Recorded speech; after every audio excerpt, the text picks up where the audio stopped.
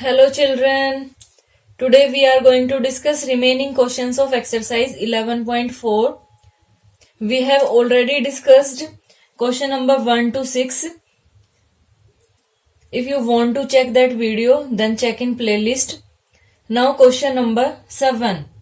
Through a rectangular field of length 90 meter and breadth 60 meter, two roads are constructed which are parallel to sides and cut each other at right angles through the center of the fields.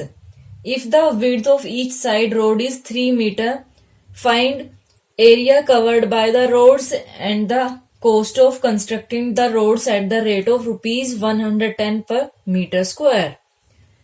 अब इसको हमें देखिए, देखने पे आप सोचोगे पता नहीं क्या क्वेश्चन है, इतना लेंथी क्वेश्चन है, लेकिन जब आप इसको सोल्व करोगे तो ये इजी वे में हो जाएगा. जैसे हमने 6th क्वेश्चन किया था, सेम ऐसे ही है. ये एक रेक्टेंगुलर फील्ड है. ये इसकी लेंथ कितनी है? 90 मीटर एंड ब्रेथ 60 मीटर.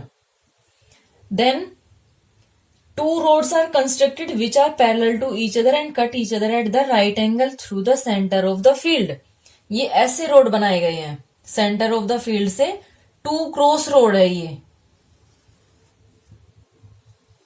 जिसमें इसकी विड्थ कितनी गिवन है? Each side, if the width of each side road is 3 metre, ये हमारे पास 3 मीटर है. ओके, तो जब हम इसको सोल्व करेंगे तो इसमें हम देखेंगे कि एक ये वाला रोड, एक ये वाला रोड, जब इनका एरिया फाइंड आउट करेंगे तो ये वाला पार्ट यहाँ पे 2 टाइम्स आ रहा है. हम क्या करेंगे, 2 रोड्स का एरिया फाइंड आउट करके ये एक स्क्वायर बन जाएगा, ये एरिया माइनस कर देंगे. Okay, so first we will note length of rectangular field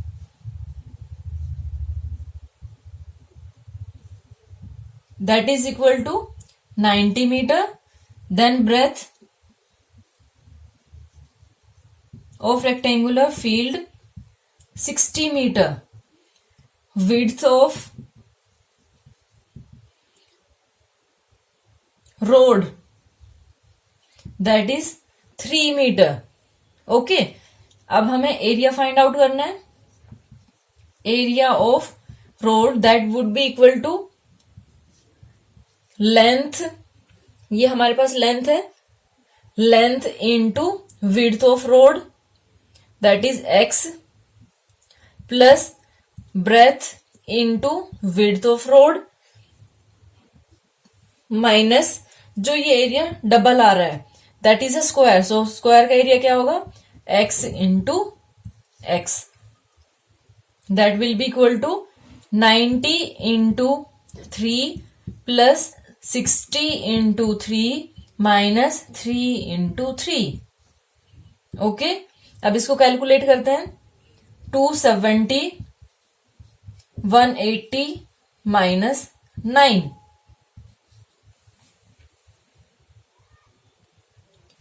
जब इसको हम ऐड करेंगे और माइनस करेंगे तब हमारे पास ये क्या आएगा? 450 माइनस 9 दैट इज, ये माइनस 9 है, इधर नोट कर देती हूं मैं.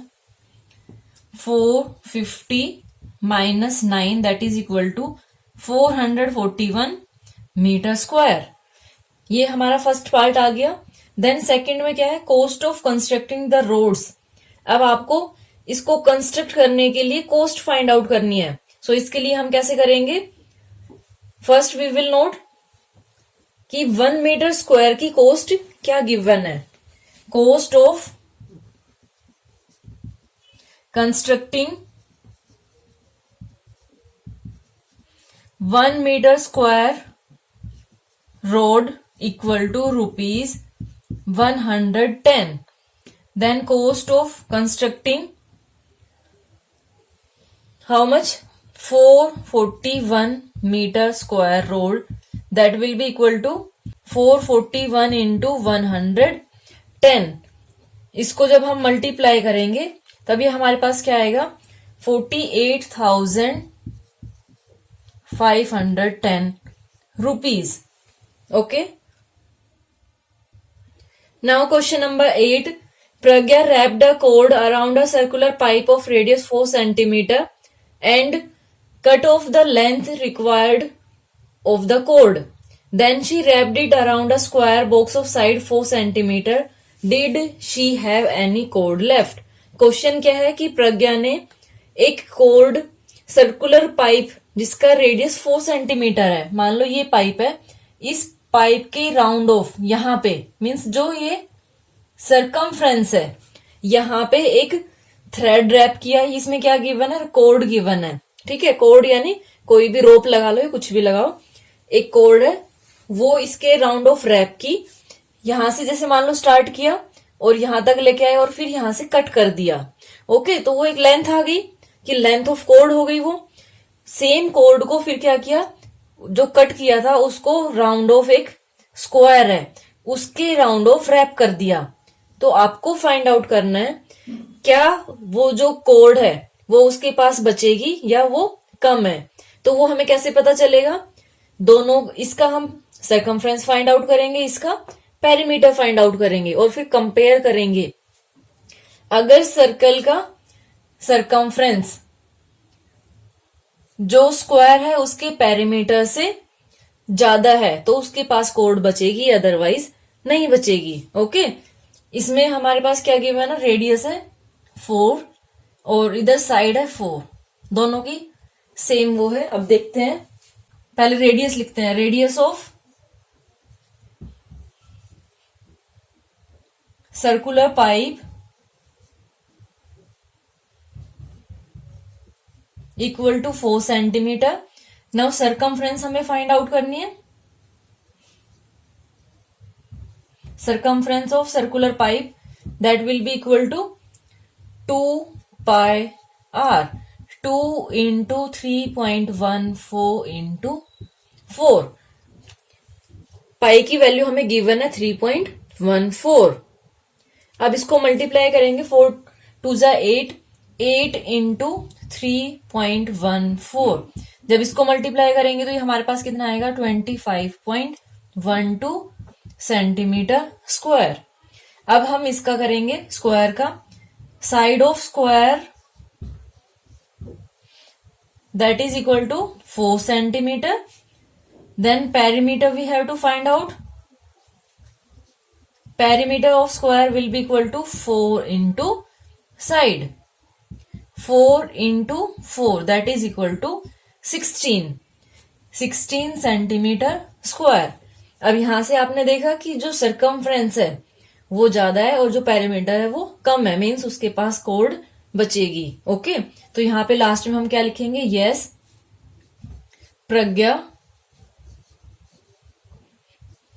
Had code left with her. अगर आपसे ये पूछा जाता कि कितनी कोड बची है तो आप इसको माइनस कर देते। Okay,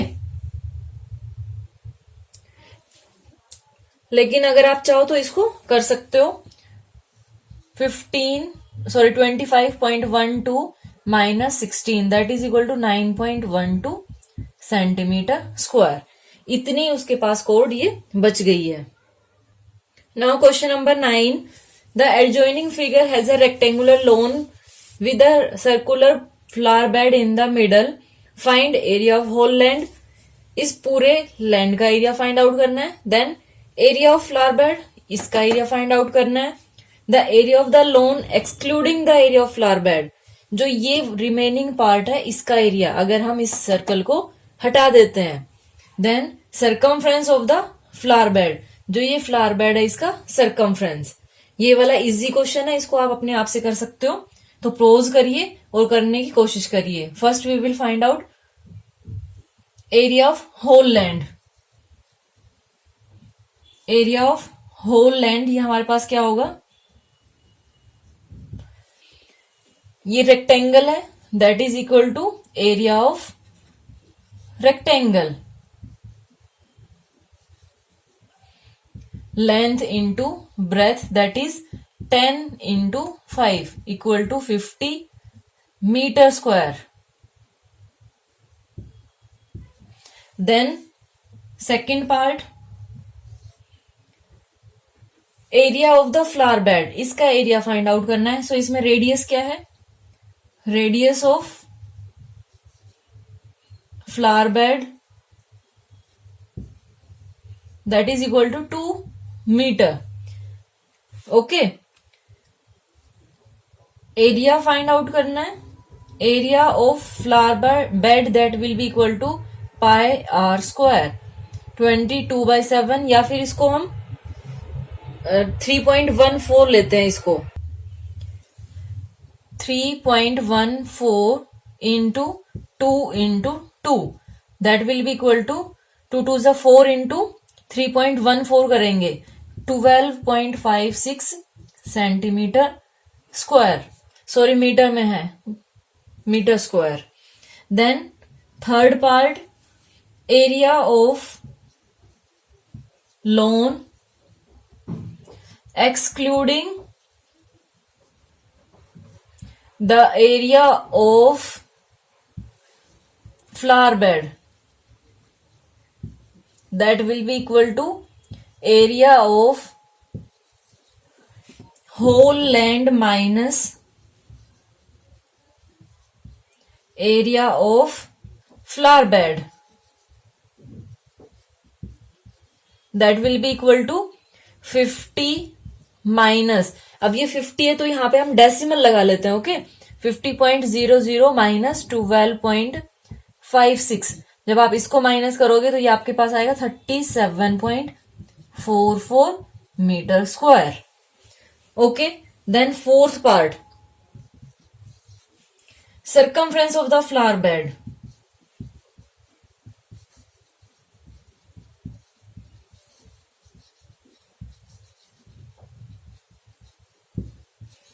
that will be equal to 2 pi r, 2 into 3.14 into 2। अब देखिए बाई चांस इसमें क्या है, बिल्कुल हमारी सेम वैल्यू आएगी क्योंकि ऊपर भी 2 into 2 था। That will be equal to 12.56 metre square. This is our answer. Sorry, square नहीं आएगा, सिर्फ मीटर आएगा इसमें। Now question number 10, find the area of the shaded portions. अभी हम ए पार्ट कर रहे हैं, फर्स्ट पार्ट, उसके बाद सेकंड करेंगे। अब इसमें शेडेड पार्ट का आपको एरिया फाइंड आउट करना है।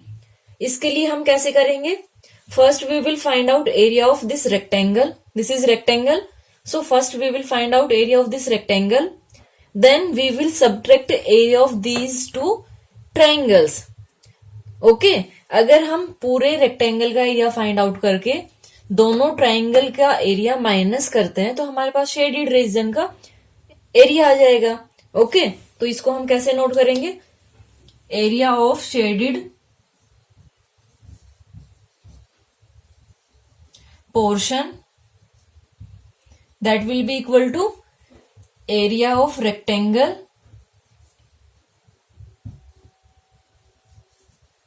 माइनस, यहां पे ब्रैकेट यूज करती हूं मैं, माइनस एरिया ऑफ ट्राइंगल। कौन कौन सी ट्राइंगल है, A E F, plus area of triangle E B C. Okay, ऐसे हम ये पूरा फाइंड आउट करेंगे। इसमें अब डायरेक्ट वैल्यू पुट करते हैं हम, area will be equal to length into breadth, this is area of rectangle, minus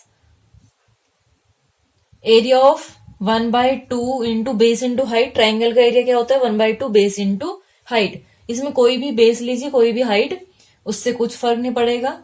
A E into A F plus 1/2 E B into B C. Okay, length 18 into 10 minus 1/2 AE 10 into AF that is 6 plus 1/2 EB that is 8 centimetre into BC is 10। अब इसको cancel करते हैं, 2 3 जा 2 4 जा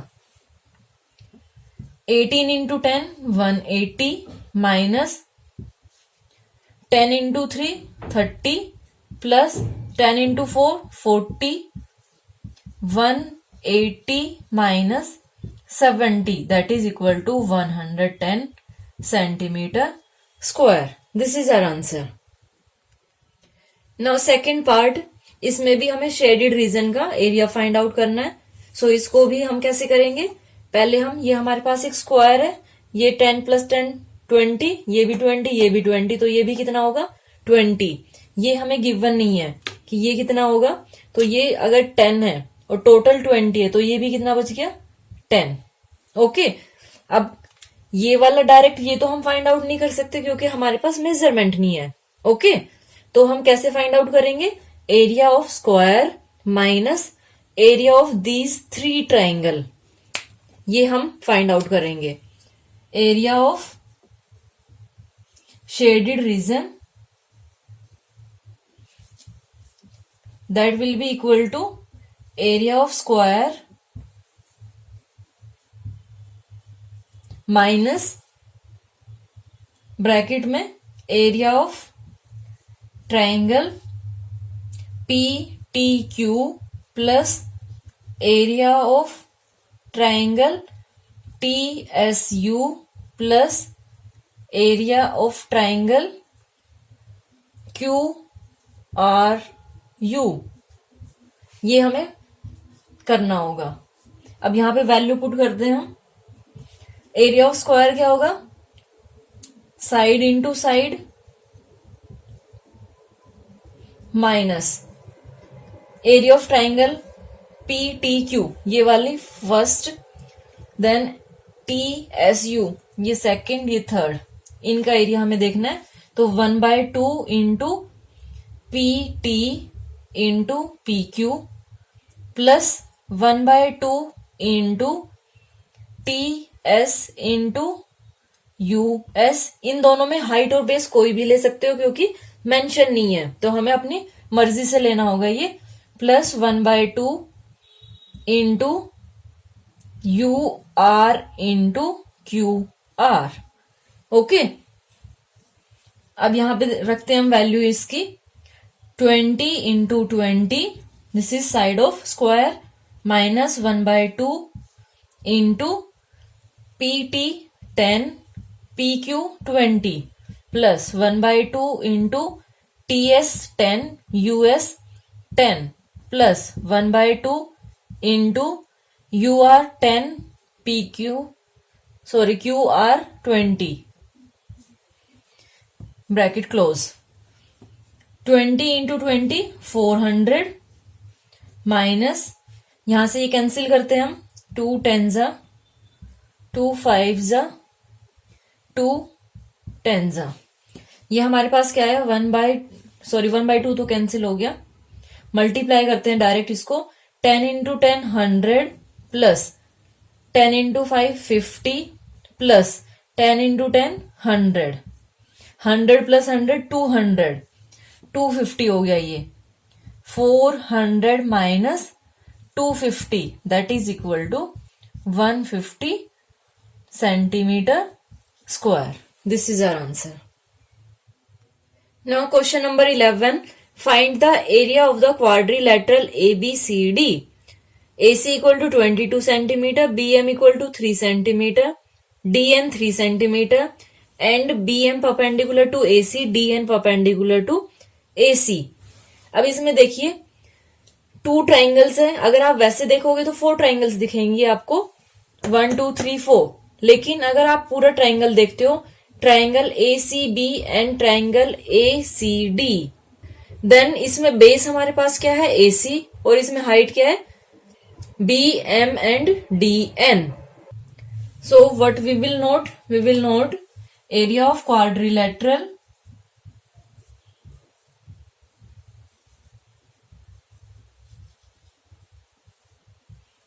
ABCD will be equal to area of triangle ABC plus area of triangle ADE DC। अब इसमें हमारे पास क्या आएगा, एरिया